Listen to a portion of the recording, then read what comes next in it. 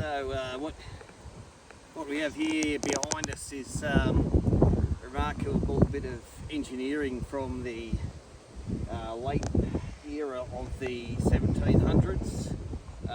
This here is a special flying fox cable that was built during the Great Flood of 1785, and as you can see, it's got a truss support on a main structure bedded into the bedrock there to give it stability. Bit of tackle here just to tighten things up, and this was all wildcrafted from the surrounding bushland, and this was actually built in quite a hurry because the as it so happened, the river down here was rising. A big cold front had come in. Rain was falling down and the cows started to go home. And everyone knew this was not a good sign. Within approximately 40 minutes, water had transpired past the first level of the bank here and was encroaching on the second. On the far side of the river, there were two boys. One called Loddon and one called Matthew. And they'd set out that day on a grand adventure looking for a new motorbike. They thought they might find one in the bush because often in the late 1700s motorbikes were left around this part. And basically what happened was the rain came and the boys got stuck on that side of the river. And at about 4 o'clock in the afternoon, the boy's older brother, Binkle, came down here looking for them. "Oi, Binkle!" he heard as he looked around, looked over here, due east, and he saw on the far side of the river, Loddon and Matthew waving to him. "You need to come home for dinner," said Binkle to his brothers. "We can't," they said.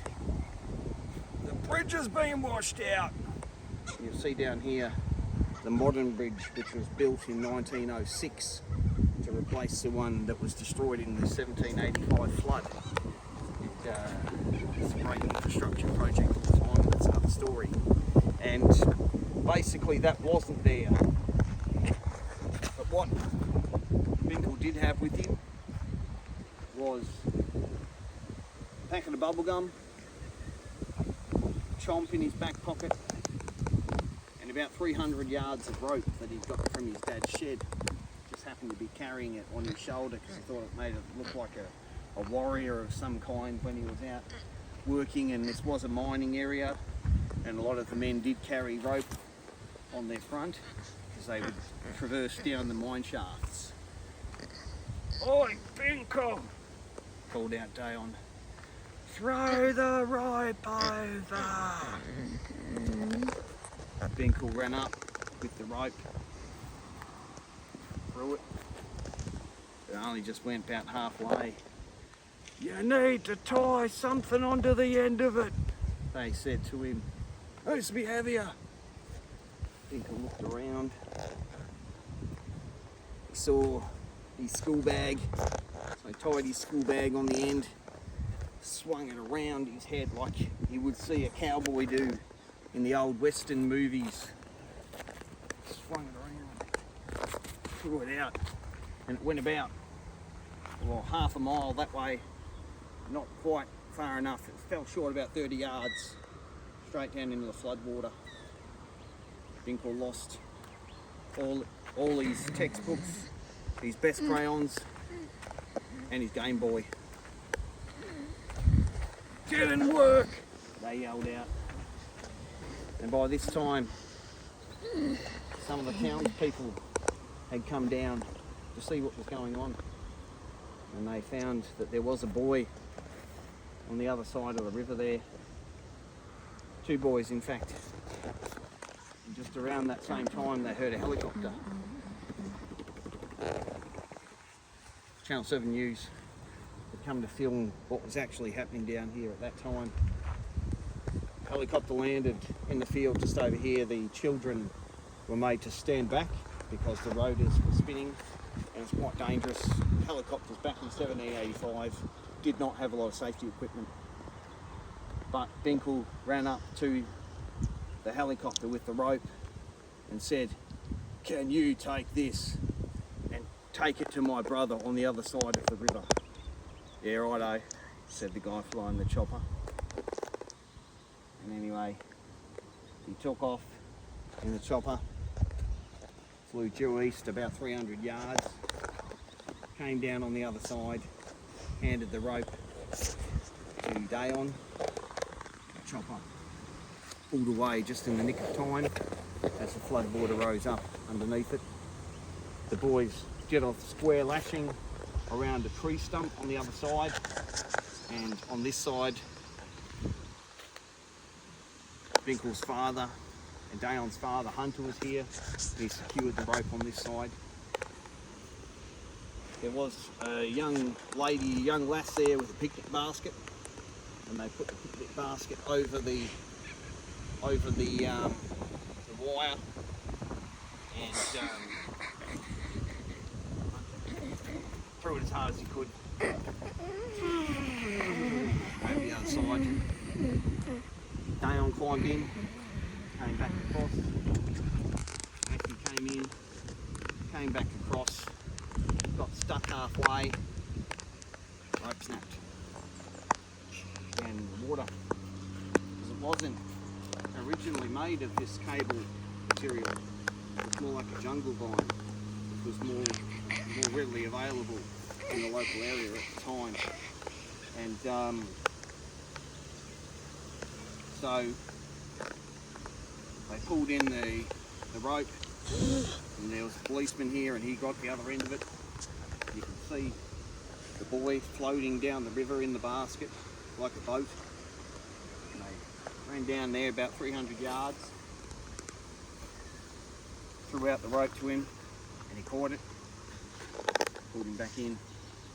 By this time Binkle was getting very distressed. "That was my rope," he said, "and you have broken it." They said, "Righto mate, righto, we can get you a new rope. The important thing is we've saved the young boy from the other side and we've pulled the other boys from the river." And then, next thing we knew, Channel 7 helicopter landed in the field, and the news reporter got out and interviewed the young boys about their heroism and bravery for coming across the flood. And the boy's father was commended on his ingenuity, and they decided to reinforce the structure just in case there was another flood, and there was actually subsequent floods, many in fact. Some actually included pirates coming up the river, and there's evidence of some of the pirate artefacts still over in the playground over there, but that is another story. And the boys said, "Well, we're meant to be home for dinner." And the lady from the news said, "Well, do you want to go, me to take you home in the helicopter?" And because Matthew was wet, he's been in the water, and Dayon was dry, but he was quite exhausted from his ordeal. The boys climbed into the helicopter and they strapped him in, started the rotors. "What about me?" said Binkle. "Why don't I get to go for a ride in the helicopter? It was my rope, you know, and it got broken." But just as he said that, the rotors whirled into action and the wind blew up. Binkle fell over on his back and landed in a cow poo from one of these lovely bovine creatures here. Chopper flew back over the town, landed in the back reserve. The boys got out, went inside, and their mum said, "How are you boys going?" And they said, "Me good." She turned on the television. She said, "Oh, looks like there's been a flood down in the town." And there were some boys stuck on the other side of the river. "Where is Binkle?" After about half an hour, Binkle came home. "Where have you been?" she said. "You're late for dinner. No dessert for you tonight."